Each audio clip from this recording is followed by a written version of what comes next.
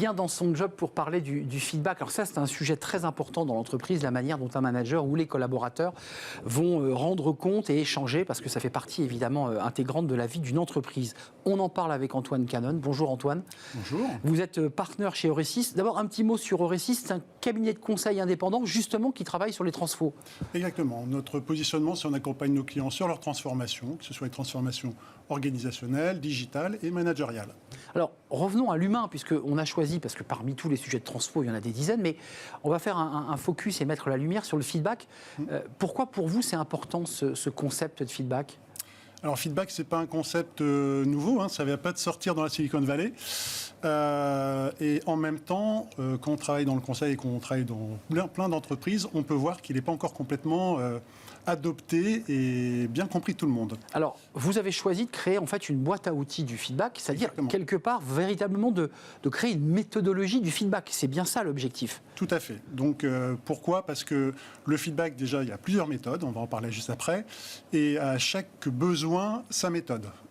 Donc, par exemple, si je veux réguler quelque chose qui ne se passe pas très bien avec un collaborateur, va falloir que j'utilise une méthode spécifique, ce que nous on appelle la conversation courageuse, pour aller traiter en bonne intelligence les faits et pouvoir activer les réponses à ce problème. Arrêtons-nous un instant sur cette conversation courageuse. Ça veut dire qu'il ne faut pas se contenter d'avoir un entretien, il faut le structurer et il faut faire passer les bons messages. Exactement. Préparation, il y a une méthode qui aide justement à libérer la parole, ce qui n'est pas toujours facile quand on va aller voir un supérieur ou un collaborateur qui travaille avec nous sur un projet pour lui expliquer ce qui ne va pas.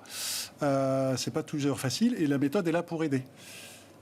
Un sujet sur l'ancrage positif, parce qu'on voit bien quand même que vous utilisez le feedback de manière générale et que vous l'avez affiné, creusé. Il y a l'échange qui va mal se passer, je le prépare et j'ai des outils. C'est quoi l'ancrage positif ? Alors l'ancrage positif, on a utilisé une autre méthode qui s'appelle la méthode STAR, qui a pour but d'expliciter ce qui a été bien fait par un collaborateur. On le valorise. Pour le valoriser et surtout pour que le collaborateur l'intègre, pour qu'il puisse le refaire à nouveau. Parce que déjà dans beaucoup de cas, on oublie de dire quand c'est bien. C'est vrai. Donc déjà on pourrait dire bravo, merci, c'est un premier pas. Mais si je vous dis merci ou bravo, vous n'allez pas savoir ce que vous avez fait de bien. Donc avec cette méthodologie, qui est la méthodologie STAR, on va rappeler la situation, S, on va préciser l'action, A, et on va analyser ensemble les résultats obtenus. Et l'idée, c'est finalement de décortiquer l'algorithme pour intégrer ce que je peux rejouer la prochaine fois pour avoir le même résultat.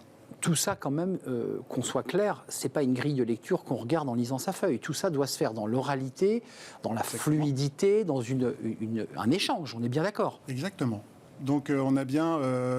pourquoi on a ces méthodes ? C'est parce que ça va structurer et ça va être préparé en avance par le manager ou le manager ou le collaborateur qui va préparer son feedback à qui de droit et pouvoir être guidé pour pouvoir aller spécifiquement sur les points d'intérêt. Antoine, le feedback, ça se fait aussi à la machine à café. On entend souvent que les feedbacks se font à la machine à café. On prolonge une réunion où on se dit des choses à la machine à café. Voilà. Je vous vois sourire. J'imagine que le cabinet de conseil que vous êtes, vous dites, attendez, nous, on vous propose un feedback un peu plus structuré. C'est-à-dire que c'est un moment de partage où on vient déposer, on vient échanger. C'est ça l'objectif. Effectivement, il y a bien un sujet de temporalité. Quand on va faire une conversation courageuse et dire les choses qui gêne un peu pour traiter les irritants dans la relation, le faire à la machine à café avec les collègues qui passent derrière, c'est peut-être pas la bonne situation. Et donc là, on va plutôt s'assurer que la personne à qui on veut faire le feedback est disponible dans sa tête, disponible dans le temps, choisir un moment pour le faire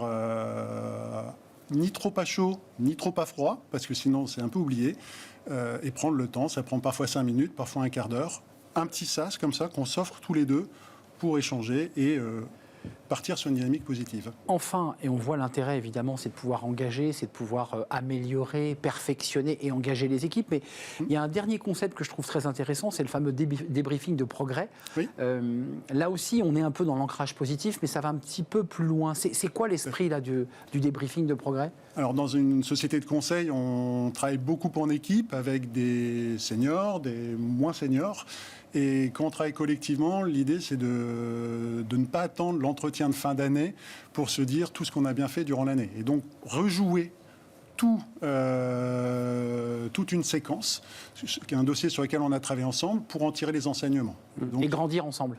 Et grandir ensemble, tout à fait.